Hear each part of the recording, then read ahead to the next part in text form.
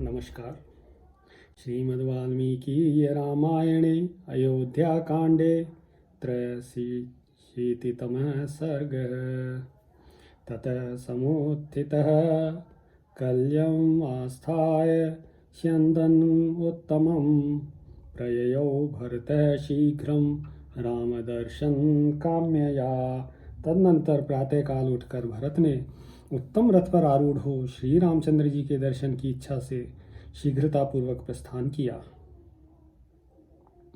अग्रतः प्रययुस्तस्य सर्वे मंत्री पुरोहिताः अधिरूह्य हयैर्युक्तान् रथान् सूर्यरथोपमान्। उनके आगे आगे सभी मंत्री और पुरोहित घोड़े जुते हुए रथों पर बैठकर यात्रा कर रहे थे। वे रथ सूर्यदेव के रथ के समान तेजस्वी दिखाई देते थे। नवनाग सहस्राणि कल्पितानि यथा विधि अन्वयोर्भरतं यान्तम् इक्ष्वाकुकुल नंदनम। यात्रा करते हुए इक्ष्वाकुकुल नंदन भरत के पीछे पीछे विधि पूर्वक सजाए गए 9,000 हाथी चल रहे थे। षष्टिरथ सहस्राणि धन्विनो विविधायुधाः अन्वयोर्भरतं यान्तं राजपुत्रं यशस्विनम्। यात्रापरायण यशस्वी राजकुमार भरत के पीछे 60,000 रथ और नाना प्रकार के आयुध धारण करने वाले धनुर्धर योद्धा भी जा रहे थे।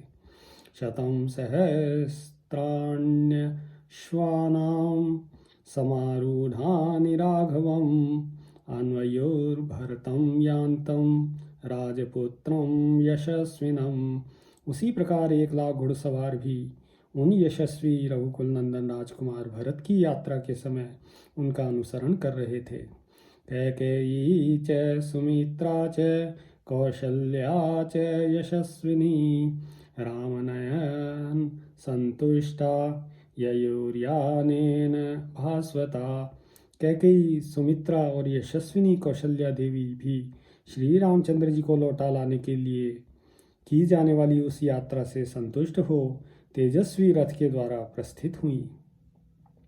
प्रयाताश्चार्य संघाता रामं द्रष्टुं सलक्ष्मणं तस्यैव च कथाश्चित्रः कुर्वाणारिष्टमानसः। ब्राह्मण आदि आर्यों के समूह मन में अत्यंत हर्ष लेकर लक्ष्मण सहित श्री राम का दर्शन करने के लिए उन्हीं के संबंध में विचित्र बातें कहते सुनते हुए यात्रा कर रहे थे। मेघश्यामं महाबाहुं स्थिरसत्त्वं दृढ़व्रतं कदा दृक्ष्यामहे रामं जगतं शोकनाशनम। वे आपस में कहते थे, हम लोग दृढ़ता के साथ उत्तम व्रत का पालन करने वाले तथा संसार का दुख दूर करने वाले स्थित प्रज्ञ श्याम वर्ण महाबाहु श्री राम का कब दर्शन करेंगे। दृष्ट एव हि न शोकम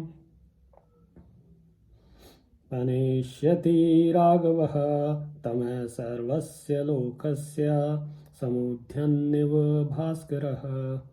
जैसे सूर्यदेव उदय लेते ही सारे जगत का अंधकार हर लेते हैं, उसी प्रकार श्री रघुनाथ जी हमारी आंखों के सामने पड़ते ही हम लोगों का सारा शोक संताप दूर कर देंगे।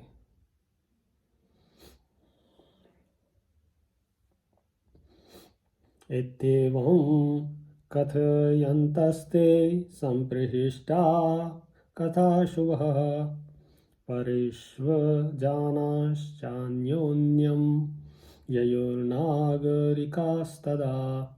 इस प्रकार की बातें करते और अत्यंत हर्ष से भरकर एक दूसरे का आलिंगन करते हुए अयोध्या के नागरिक उस समय यात्रा कर रहे थे। ये च तत्रापरे सर्वे सम्मता ये च नैगमः रामं प्रति ययुर्हष्टः सर्वा प्रकृतयः शुभः। उस नगर में जो दूसरे सम्मानित पुरुष थे वे सब लोग तथा व्यापारी और शुभ विचार वाले प्रजाजन भी बड़े हर्ष के साथ श्री राम से मिलने के लिए प्रस्थित हुए। मणिकाराश्च ये केचित् कुंभकाराश्च शोभनः सूत्र कर्म विशेषज्ञा ये च शस्त्रोपजीवनः मायूरका क्राकचिका वेदका रोचकास्तथा दन्तकारः सुधाकारा ये च गन्धोपजीविनः सुवर्णकारा प्रख्यातास्तथा कम्बलकारकः स्नापकोष्णोदका वैद्या धूपका शौण्डिकास्तथा रजकास्तुन्नवायाश्च ग्रामघोषमहत्तरः शैलोषाश्च सहस्त्रीभिर्यान्ति कैवर्तकास्तथा समाहिता वेदविदो ब्राह्मणा वृत्तसम्मतः गौरथैर्भरतं यान्तम् अनुजग्मुः सहस्त्रशः। जो कोई मणिकार, अच्छे कुंभकार, सूत का ताना बाना करके वस्त्र बनाने की कला के विशेषज्ञ, शस्त्र निर्माण करके जीविका चलाने वाले, मायूरक और चंदन आदि की लकड़ी चीरने वाले, मणि मोती आदि में छेद करने वाले, रोचक दंतकार,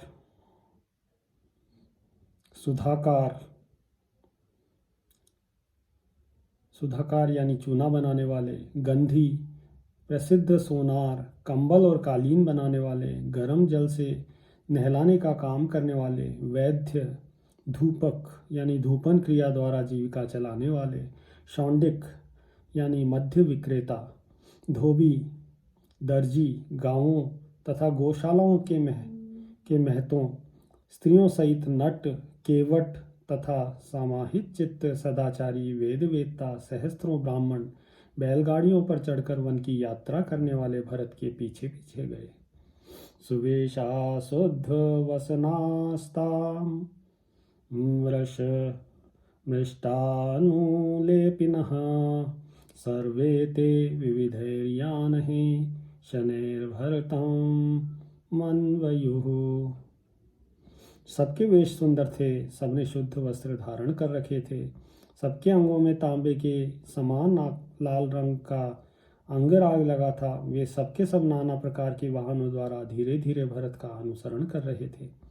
प्रहष्टमुदिता सेना सान्वयात कैकयी सुतं भ्रातुरानयने यातं भरतं भ्रातृवत्सलम। हर्ष और आनंद में भरी हुई वह सेना भाई को बुलाने के लिए प्रस्थित हुए कैकेयी कुमार भ्रातृवत्सल भरत के पीछे पीछे चलने लगी। ते गत्वा दूरमध्वानं रथयानाश्वकुञ्जरहे समासेदुस्ततो गंगां शृंगवेरपुरं प्रति। इस प्रकार रथ, पालकी, घोड़े और हाथियों के द्वारा बहुत दूर का मार्ग तय करने के बाद वे सब लोग श्रृंगवेरपुर में गंगा जी के तट पर जा पहुँचे। यत्र राम सखा वीरो गुहो ज्ञाति गणैर्वृतः निवसत्य प्रमादेन देशं तं परिपालयन्। जहाँ श्री रामचंद्र जी का सखा वीर निषाद राजगो सावधानी के साथ उस देश की रक्षा करता हुआ अपने भाई बंधुओं के साथ निवास करता था।